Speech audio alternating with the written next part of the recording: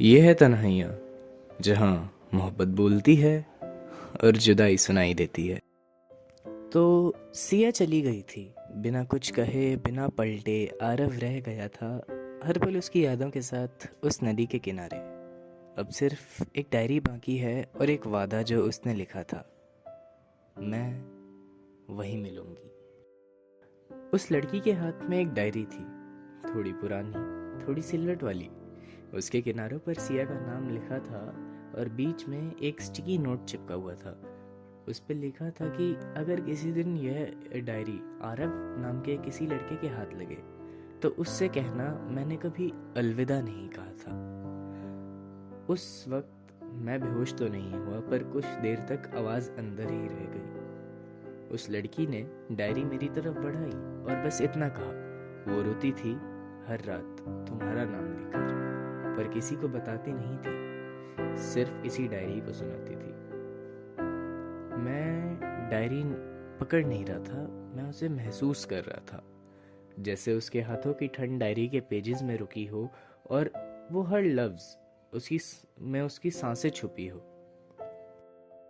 पहले पन्ने पर लिखा था, आरव, मैं नहीं जानती तुम मुझे याद करते हो या नहीं, पर मैं अब भी तुमसे मिलती हूँ अपने ख्यालों में। जब मेरे रूम की लाइट बंद होती है तो एक कोने में तुम बैठ जाते हो। तुम कुछ बोलते नहीं, बस आंखों से सवाल पूछते हो, तो वही क्यों? मैं डायरी के पन्ने पलट रहा था, जैसे कोई रूह का पोस्टमार्टम कर रहा हूँ। सिया उस हॉस्टल में नहीं थी, पर उसका दर्द हर लफ्ज में था। मेरे घर वालों ने कहा था अगर दोबारा उससे बात की तो कॉलेज छुड़वा देंगे। वो कह रहे थे मैं बर्बाद हो जाऊंगी अगर तुमसे प्यार करती रही, पर उन्हें नहीं पता मैं तुमसे दूर जाकर पहले ही बर्बाद हो गई हूँ। मैं जी रही हूँ पर सिर्फ इसलिए क्योंकि मैं चाहती हूँ कि तुम खुश रहो, चाहे तुम मुझे भूल जाओ। मैं डायरी बंद करना चाहता था, पर हाथ कांप रहे थे। मुझे डर था अगला पन्ना आखिरी हो सकता है।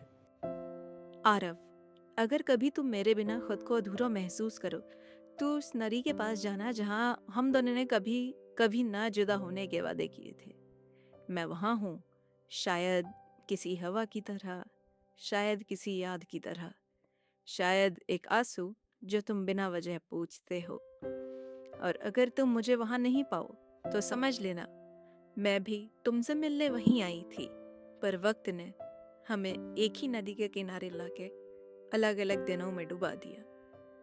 आखिरी पन्ने पर कुछ ज़्यादा नहीं था, बस एक लाइन लिखी थी कि अगर तू मुझे वहाँ नहीं पाए तो समझ लेना मैं भी वहीं आई थी तुझसे मिलने,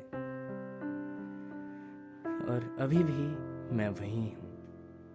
और डायरी के आखिरी पन्ने पर प्रेस किया हुआ एक गेंदे का फूल था, जो हमने किसी पूजा से उठाकर एक दूसरों के हाथों में दे दिया था उस दिन जब हमने कहा था तेरे बिना मरना भी खूबसूरत होगा। मैं डायरी बंद नहीं कर पाया, बस उसे सीने से लगाकर नदी के किनारे बैठा रहा। मुझे उसका वादा याद था, उस नदी में कुछ था जो अब मुझे बुला रहा था। उन्होंने मुझे उससे छीन लिया, पर मुझे कभी उससे अलग होना नहीं आया। जिस दिन पापा को पता चला, वो एक सांड की तरह घर में घूमे, चीखना चिल्लाना, फोन तोड़ देना, और फिर सिर्फ एक फैसला, अगले ही दिन सिया हॉस्टल जाएगी। मुझे हॉस्टल भेज दिया गया एकदम से, बिना किसी गुड बाय के, बिना उसकी आखिरी आवाज़ सुने। मैं एक 10 बाय 10 के कमरे में बंद हो गई, लेकिन मेरे अंदर का सन्नाटा पूरे हॉस्टल से बड़ा था। मैं सिर्फ कपड़े और किताबें लेकर गई थी, पर छोड़ आई थी अपनी मुस्कान, अपनी अपनी नींद, अपना दिल आरव के पास। वो हॉस्टल एक अजीब सी जेल थी। रूल्स, वार्डन, टाइमिंग और सबसे खतरनाक अपना दिमाग। मुझे नींद नहीं आती थी। मैं रात भर आरव का नाम डायरी में लिखती रहती, एक ही नाम बार बार, जैसे कोई पागल इंसान दीवारों पर खून से लिखता है। आरव आरव आरव आरव। हर लिखा हुआ लफ्ज मुझे जिंदा रखता था, और हर बार उसका नाम मिटाकर फिर लिखना मुझे और थोड़ा सा खत्म करता जा रहा था। एक दिन मैं हॉस्टल की छत पे चली गई, बस हवा चाहिए थी, लेकिन उस हवा में भी उसके एक याद की खुशबू थी। मैंने अपनी फोटो एल्बम खोली, और देखती रही उसके साथ वाली एक पुरानी फोटो। जूम करती, उसकी आंखों को देखती और खुद से कहती, क्या तू भी मुझे याद करता है आरव?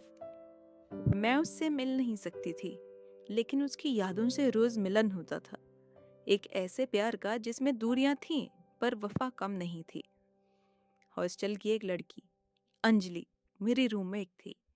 उसने मुझे एक दिन डायरी लिखते हुए देख लिया। वो चुपचाप बैठ गई और सिर्फ इतना पूछा, वो तुम्हारे लिए इतना खास था? मैंने कहा नहीं, वो ही था और कुछ नहीं था। उस रात मुझे ठीक से याद है, पहली बार मेरे हाथ कांपे लिखते हुए, जैसे लफ्ज भी डर रहे हों कि कहीं ये आखिरी बार ना हो। मैंने लिखा, अगर कभी ये डायरी किसी आरव नाम के लड़के के हाथ लगे तो उसे बता देना कि मैंने कभी अलविदा नहीं कहा था। मैं एक पतंग थी जो उसकी डोरी से बंधी थी, लेकिन हवाओं ने वो डोरी काट दी। लेकिन उस डोरी का एक हिस्सा अब भी मेरे दिल में उलझा हुआ है। मैं छोड़ तो गई हूँ उसे, पर कभी जा ना पाई। और एक शाम जब बारिश बहुत तेज हो रही थी, मैं हॉस्टल के पीछे वाले एक छोटी गली में चली गई। वहाँ एक नदी का किनारा था और वहाँ से बहुत दूर एक जगह दिखती थी, एक बेंच, एक पेड़, एक मिट्टी का पत्थर जिसमें कुछ लिखा था, Aarav plus Siya forever question mark. मुझे समझ नहीं आया ये मेरा इमेजिनेशन था या सच्चाई, लेकिन उस किनारे पर कुछ था जो मुझे खींच रहा था, जो कह रहा था वापस आ जा। मैंने डायरी का आखिरी पन्ना लिखा, आरव, अगर तू कभी उस नदी के पास जाए तो मेरी आवाज़ ज़रूर सुनना। शायद मैं खुद ना मिलूं, पर मेरी रूह वहाँ ज़रूर मिलेगी। मैं वहाँ पे अगर नहीं मिली तो भी ये ज़रूर समझ लेना कि मैं तुम्हारे साथ वहीं हूँ। जिस्म जुदा हो सकते हैं पर रूह नहीं। मैं डायरी पढ़ चुका था। हर पंक्ति, हर लफ्ज़ मेरे दिल में छपा हुआ था, जैसे सिया अब भी मेरे अंदर है पर मेरे सामने नहीं।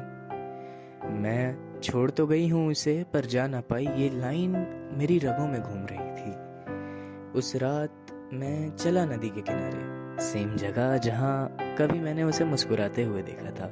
लेकिन आज हवा में सुकून नहीं, सिर्फ एक थकान थी, जैसे जिंदगी बोल रही हो अब बस कर। मैं बेंच पर बैठा और कुछ नहीं बोला, न डायरी निकाली, न आंसू बहाए, बस आंखें बंद करके एक बार उसकी आवाज़ सोची, अगर तू वापस वहाँ आया तो मैं वहाँ मिलूंगी। मैं धीरे धीरे नदी की तरफ चला, पाँव पानी में, पहले थोड़ा फिर ज़्यादा।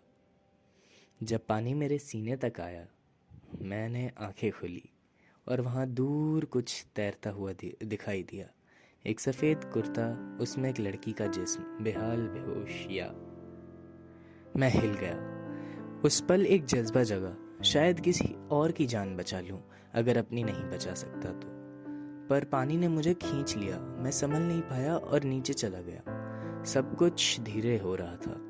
पानी के नीचे आवाज़ों का वजूद नहीं होता, सिर्फ यादें होती है। सिया की मुस्कुराहट, उसका आरव कहना, उसका गुस्सा, उसका चलना पागल।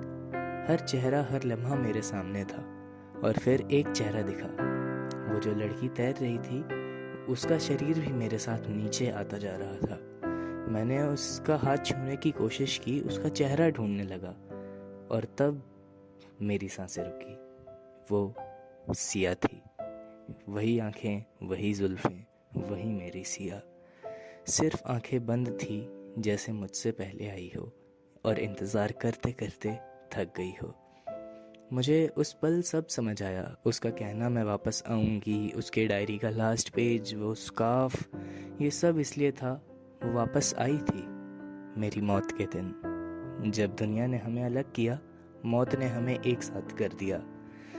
मैं उसका हाथ थाम चुका था और पानी ने मुझे पूरा अंदर ले लिया था। दो लाशें, एक नदी और बीच में एक प्यार, जिसका इंतज़ार ख़त्म नहीं हुआ, सिर्फ एक साथ डूब गया।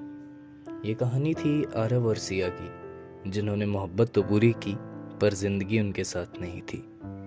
और अगर आप कभी किसी से मोहब्बत करें तो सिर्फ कहना नहीं, जीना उसके साथ सीखना। और अगर न चाहते हुए भी कभी उनसे बिछड़ना पड़े तो अलविदा कहना ना भूलना। धन्यवाद। अगर कहानी अच्छी लगी हो और इससे अभी तक अपने आप को जुड़ा हुआ महसूस करते हो तो समझ लेना आप भी एक तन्हा आशिक है। अगर कहानी पसंद आई हो और इसका अगला पार्ट सुनना चाहते हो तो एक लाइक करना और दूसरे तन्हा दिल तक मेरी आवाज़ ज़रूर पहुंचाना। धन्यवाद।